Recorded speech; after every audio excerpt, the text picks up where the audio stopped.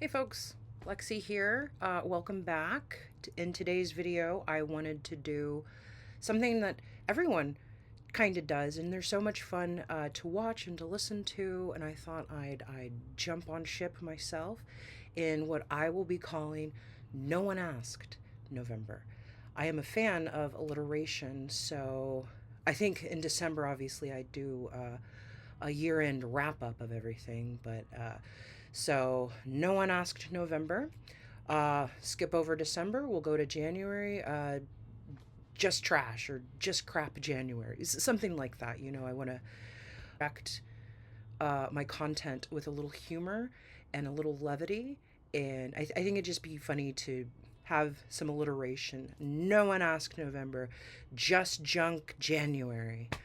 So yeah, in today's video, I'm going to be getting into all the stuff that I got into in the month of November. And I'm going to talk about beauty, I'm going to talk about music, experiences, and obviously what everyone would like to know, the decks that I was using in the month of November. And I think some of them I will transition into the month of December as my working decks for December. I don't really typically do seasonal decks. I can use my Halloween decks in March, and some of these decks I do exclusively use for the fall and winter time. But I think some of them, and you'll see in a little bit, some of them will kind of carry over nicely into December, and then I might get a little whatever with them. And maybe switch them out in the middle of December. We'll kind of see, because Lord knows when I go through all of my journals and I look at all the decks that I have been using throughout the year, something will inevitably spark in me like, you know what? I know I used this at the beginning of 2025 in February, but the spark is there again. Let's do it. Anyway, so please stick around so we can talk about some of my favorite things here in the month of November 2025. Let's talk about media, some media that I was consuming in the month of November. I have been on a rewatch of Mad Men since we watched The Sopranos earlier this year. And apparently, one of the writers on The Sopranos is actually the creator and Matthew Weiner, I believe. So he wrote for The Sopranos, and he's the creator of Mad Men, which you can totally see the parallels of The Sopranos and Mad Men. It is my first rewatch from having watched it when it was popular in the mid 2000s. So this is the very first time I'm watching it. My partner, he's never seen it before, so he's kind of getting. And I have to bite my tongue and not say certain things because no spoilers. Although I did spoil couple of things. Anyway, so we finished up season 4 not too terribly long ago, right before Stranger Things.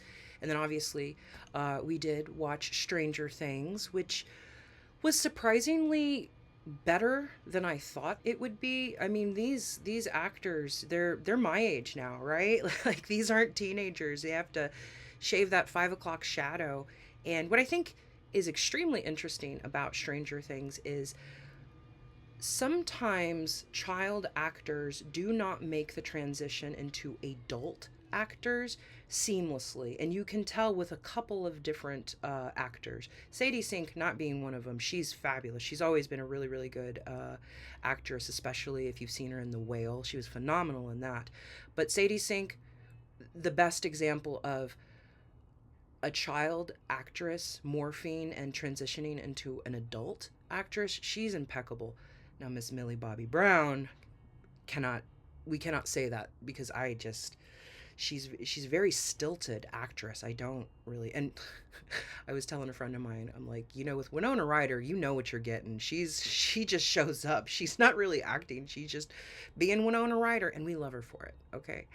I would be remiss if I did not mention Netflix's Guillermo del Toro. Say that 5 times fast. Frankenstein. Oh my God. the world building, the colors were so vivid, the costuming was gorgeous. Mia Goth, she can do no wrong. She is so, so good in everything she does. Mia Goth is, what's that gal? The one who plays Wednesday, which I absolutely loathe, truth be told. But Mia Goth is what they want her to be. But Mia Goth is just effortlessly beautiful and effortlessly. You put her into any movie, and she just does a bang up job. So yeah, that was everything I think I watched. Now, obviously, I watch other things, but on a long day, I found that in my relationship, we will both do our own thing, but having a show that we watch together is really fun and cool, and we can, it's just bonding because he'll be off playing his guitar or looking up conspiracy videos, or I'm over here writing, doing tarot nonsense, whoever, whatever. And it's good to just kind of touch base with each other with the show that we love.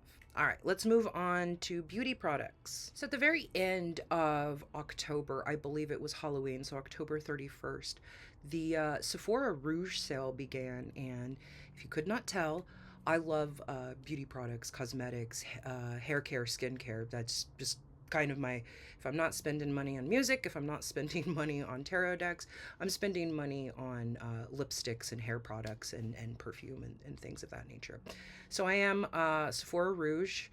Don't look into it. You're going to be extremely disappointed with how much money you have to spend to be Rouge. The only benefits to being Rouge at Sephora is you do get early access to these semi-annual sales. They have one right before Christmas time, and then they have another, if I'm not mistaken, in the springtime.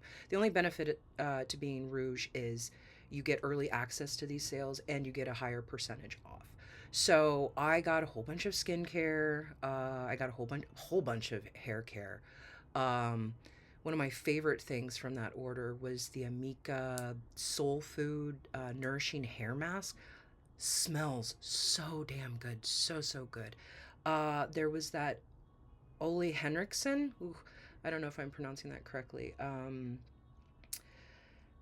Pout Preserve Peptide Lip Treatment in Vanilla Bonbon. Oh my god. It's a bougie purse little lippy, and every time I put it on, I'm just like, ooh, I'm bathing myself in luxurious oils. My lips just feel so good. Sticking with lips, this month, I have been using the hell out of this Trixie Cosmetics. It is Fashionably Late, and I've been pairing it with the lip liner. It's currently what I'm wearing today, and I think I've filmed a couple of videos with this lipstick here. It's beautiful. It's a rusty, bricky red. And normally I go to like more maroony kinds of reds, but there's something about this, and old school lip junkies will know this has a very specific smell. It smells like lip products from the 90s. And obviously with Trixie Cosmetics, she is harkening back to, like old school Polly Pockets and 90s nostalgia. So as a millennial with some income that can be wasted here and there, I love this. I also got into, I'm really big on Reddit. I love Reddit. I'm scrolling Reddit several times a day. I'm not like a TikTok girly. I love Reddit. So I'm in a couple of different subreddits that talk about fragrances and what certain aesthetics or characters, fictionalized characters, um, what they would wear. And someone had mentioned January Jones as Emma Frost. Now, keep in mind, the through line there is January Jones plays Betty Draper on Mad Men. So when I saw her, I was like, yo, what the hell would January Jones wear, right? What would she wear? And this, I keep hearing about this zoologist brand, and they're Canadian. This sample was very, very expensive, but I'm like, you know what? If I like the way it smells, I'll buy a full bottle. So the Snowy Owl, the notes, and I'll insert a picture of the actual notes here. The top note is Snow Accord. I have no earthly idea what that means, but I completely understand what it smells like on my body.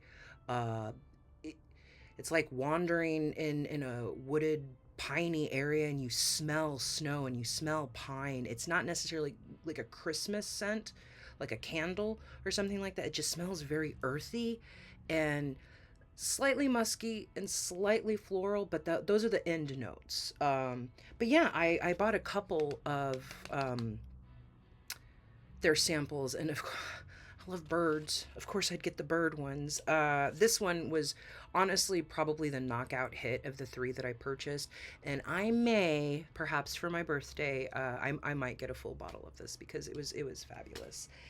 And yeah, I think that's really it for beauty. So let's quickly talk about some music here, and then we'll get to the stuff everyone wants to see.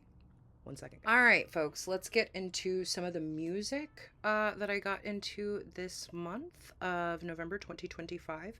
At the beginning of the month, literally the beginning, November 1st, we went to go see Shintaro Sakamoto, who I have been affectionately calling the Japanese Jack White. He's such a phenomenal guitar player, and they had this guy playing two saxes at the same time. It was wild. I'll insert a picture. It was a crazy fun show. It is the first time I'd ever been to the Aladdin Theater here in Portland, Oregon. I typically go to different shows, Crystal Ballroom, Star Theater, so on and so forth. But anyway, I had never been to the Aladdin. It was a phenomenal experience. We were super close. I also got a poster, which I got a whole bunch of frames this month too. I just collect art, music merch, things of that nature, pinups. So I got a load of frames.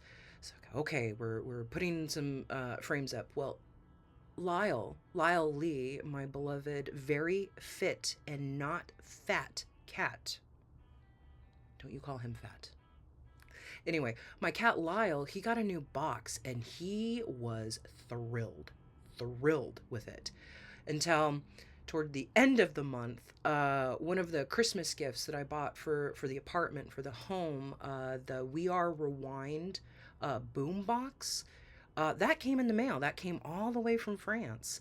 It was a pretty penny, but every year, my partner and I, we like to buy a gift for our home, things that we can both enjoy, something that's not necessarily for me, not necessarily for him, but for the both of us. So this year I decided that I was going to get this boom box. So then now he has another box. So I thought this was about music. Well, technically it is. Technically it is. Those boxes held and contained the items that are related to the music. Anyway, I will have pictures of my very thin, handsome boy in his boxes. It sucks because we're going to get rid of that boombox box because it's just too clunky and cumbersome to have around. But he can keep the Amazon box for a little bit. Please tell me, do y'all keep boxes around for your pets? You live in like a hoarder, like a maze of boxes. Like, you can't throw this box away. If you throw this one away, he'll be very upset. But this one, you can throw that box away. Some albums, a little show and tell. One of my favorite albums this month, I actually purchased in October, right after we went to go see Morrissey down in Eugene. That is another story time that I might get into later. But anyway, we went to House of Records, which is an awesome little record shop there. And I found, oh, look, you can see me a little bit. I found Sade's Love Deluxe. This album. I have all of her albums except this one. I didn't have this one on vinyl. And my partner and I were just browsing House of Records, literally just about to walk out when they started playing Sade. They started playing this particular album. And I was like, fuck it, let me go look. Let me go browse. So I found it, and I own the cassette tape, but like I said, I never owned the vinyl. So I was like, screw it. It'll be a memory from when we were in Eugene. And if I absolutely adore this picture of her on the back. Isn't she gorgeous? And Mr. Pencil Thin Mustache, he could get it. Anyway, this screams fall to me. I've been listening to it on repeat at work, And obviously I have the record. Getz Gilberto with Stan Getz, the most beautiful, warm, luscious saxophone that you've ever heard. Uh, Joao Gilberto, hopefully I'm pronouncing that right, featuring Antonio Carlos Jobim, or just Tom, he goes by Tom. Uh, Fabulous. I cannot speak more highly. I cannot recommend this album more highly. If you're familiar with bossa nova music, the girl from Ipanema is on here, and that is Joao Gilberto's wife. And the only reason they had her sing it is because she was the only one who could sing in English, and could understand what she was singing, and it be so, emotionally evocative. So, yeah, that's been a huge hit for me this month. And I literally, I just found this yesterday and I damn near jumped out of my skin when I found it. If you are a collector of any kind, whether it be records or tarot decks, you know you always have a grail, a whale. I don't say unicorn because they don't exist. Joel Gilberto's, I have been on the hunt for this album for at least half a year now. I got really into bossa nova and samba maybe 2 years ago, something like that. And I go into record stores now and I browse the jazz section first, and I'm like, who am I? When when did I stop searching for rock records? When did I start listening to jazz? But we all mature. We all, and that's not to say that I still don't like rock music. Obviously, I do. But yeah, no, I found this for a very reasonable price. And I remember walking up to my boyfriend in the store, and I was like, you will not believe what I just found. And he's like, you better scoop it up because it's double that, if not triple that, on eBay. Because he had the search saved probably for Christmas purposes. Anyway, all right, so we are done with the music, and then drumroll please. Let's get into some tarot decks, folks. Okay, so let's get into some decks, and I will also be inserting some readings that I did with them with dates. So yeah, let's start off with, I had the Couture Tarot, which I recently just spoke about not too terribly long ago. This was my first collage deck, and I'll be honest, I love this Five of Swords so much. It's my, look at that devil. It's my favorite collage deck. Nothing can touch this as far as I'm concerned. It's very fashion girly. Anyway, so I do love this Nine of Cups so much too. I've spent a lot of time with that deck in the past. So I paired it with these blue bones, and I want to do a video maybe in the next couple of weeks or so. There are a lot of oracle decks right now, especially collage oracle decks that are really just pulling something out of you. You don't need a guidebook. It's just asking you to react in that moment. And I can see these types of oracles. I have another one that I'll kind of show and let you know what I'm going for theme wise, because what is it? The Long Way Home. Is that the name of it? I'll cut that. Well, when Olga Speaks, there are a couple of decks like this that are coming out, and they're just so emotionally rich. And you can read one of these cards, Melancholia, right? This could mean different things to you on different days. And because there's no strict guidebook, it'll always be new. It'll always be fresh, and it'll always be gut-wrenching. All right. Anyway, so that is Couture and these blue bones. I really don't know how I'm going to edit all of this together. So, these two. I didn't know that they could sing together. I didn't know that they could harmonize so beautifully. But here we flippin' are. The deck, this deck here, Golden Tarot of the Tsar. I've had this for about a year now, and it is fast becoming, if not absolutely, my favorite deck currently. For 2025, this is my most used deck, and I'm already cheating a little bit by talking to you about this. But I just started getting back into it after months and months of me using it at the beginning of the year. I decided, you know what, let's bring it out, close the year strong. So this I paired with everyone's favorite, and it's always making an appearance around this time of year. Uh, what is it? Tarot by Caro. I love, love, love this deck so much. I had shared with some friends that I purchased this as some sort of retail therapy when my partner was sick a couple of years ago during Thanksgiving. I got it for a Black Friday sale, and I here's the thing. As much as I love this deck, it's not the version that I wanted originally because oh goodness, let's see here. So I have two versions of this deck. This one here is the Zodiac edition, and then this one is from 2021. And the only reason I bought this, aside from the awesome Zodiac cards, is it went back to the original High Priestess.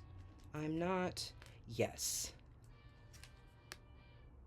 Look at that beautiful High Priestess. Now, in the version that I have, that I have been using and I still love, I just, this is the version, I can't remember if this is the first edition or second edition. I'm not sure when she changed it, but let's see here. The Nine of Cups. But I am looking for the High Priestess. Yeah. Okay, finally. All right, so let's do a compare and contrast here, okay?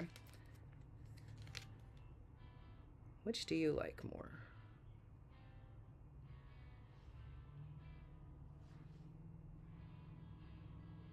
So this is the version from 2021, and this is the Zodiac edition. Anyway, I just thought, yeah, I had to own it, and the Zodiac cards are quite nice, and I use them for, you know, as a Diacal altar. All right, now this is the part no one talks about, man. Putting all these fucking decks away. Good God. All right, put that back. So yeah, the Tarot by Caro and Golden Tarot of the Czar. These two, surprisingly good together. I recommend it. If you have these decks, give them a whirl. Give them a whirl together. And then the next one, this I'm being a little vulnerable here. I won't lie, I'm being a little vulnerable. I do a little bit of goddess work from time to time, and Tarot of the Huntress is just, I promise it's not in order, is just phenomenal for me. And Artemis is my deity. I don't really want to get into it because it's kind of, I don't know, like I said, slightly vulnerable. So I did do an awesome elemental spread with this earlier this month. I won't get into it, but let's just say it was really powerful and very informative. And like I said, I'll probably pop something up here. Okay, so I won't spend too much time on it because I spoke about it briefly in my last video, but I got this beautiful Summer Star by Carol Herzer, and I mostly focused on the court there, but I did an interview spread with this deck, and she keeps popping up. What do you wanna say? I love the colors. I just love everything about this. And I people talk about cardstock, and I'm not necessarily, I don't really know if I like cardstock or if I care about cardstock or if it's something that would hinder me wanting to experience a deck. But this, I had a lot of misgivings about it at first. I was like, These are really plasticky, and the lamination. It's actually a beautiful shovel. It's a very tactile experience, and it's not the smoothest, but it's not horrible, and I actually kind of like it. It gives the deck a little more personality because it's harder to, get in there and shuffle. But yeah, so I did an interview spread with that guy. I also got the Holler Moon Mountain Oracle in. I'm not gonna pull it out because it's cumbersome to get in and out of the little packaging that I have going for it. But let's see here. I did pair that with this little cute oracle. What's her name? Lennox Reese. I got the Great Grandmother's Faded Frontier. I'm not really nuts about her other decks. I don't dislike them, but it's not something that I would purchase. But I think I saw these on Instagram, and I just thought they were so cool. Gummies, little gummy candies. I don't know. So I paired, and this is more about the decks that I was talking about, like you have When Olga Speaks and These Blue Bones, these decks that are very emotionally grasping. You know what I mean? So I paired that with the Tenebrae Tarot. Let me tell you, that Tenebrae Tarot, I have to move things around. Tenebrae Tarot. This had been on my wish list for a very long time, a very, very long time. And God, that's beautiful. I don't know if you leave things in your basket long enough on Etsy, sometimes they'll be like, hey, here's 10% off, or hey, $5 off. I may take them up on that offer, or I may not. It's just one of those things. Anyway, so I paired the Great Grandmother's Faded Frontier with the Tenebrae Tarot and the Holler Moon Mountain. As everything drops. Oh my goodness. How do you people do this? Tarot by Caro, so I won't belabor that point. But I paired it with, at one point, because I was having so much fun with the Carol Herzer decks, I paired it with the Spiritual Fire, which I think, Scorpio into Sagittarius, right? Scorpio, Sagittarius, both encompass this month. But anyway, again, all of Carol Herzer's decks have these really wild and interesting colorations that really, no pun intended, color the attitude and feel of the deck. So this has always felt really fiery, obviously Spiritual Fire. So it was kind of cool. Scorpio into Sagittarius season, I just thought, and it paired beautifully with Caro there. All right. And then I did a little spread for myself at the very end. I think it was yesterday I did the spread. We were out and about record shopping, making a house call to a client of mine. And so I did a little spread, and that was it. That was all the decks that I work with. Although I will say that I typically do a weekly spread with the Morgan's Tarot and the Supernova Tarot. That's not really something I just do one every week, kind of, I don't know, to check in with myself, so to speak. So I'm not gonna, you know what they look like, and if you don't know what they look like, I will perhaps show them in my next video when I'm going to be talking about all the decks. Not all the decks, but like my top, when I show my top 10 or top 15 or whatever. I haven't really decided a firm number. All right, folks, that is it. That is my month of November, and I just wanted to give a shout out to everyone who came kicking my door in with all of your support, and thank you so very much for all the comments. And yeah, I hope to see everyone around again, and I will be back soon to make some content for you people. Have a lovely, lovely day.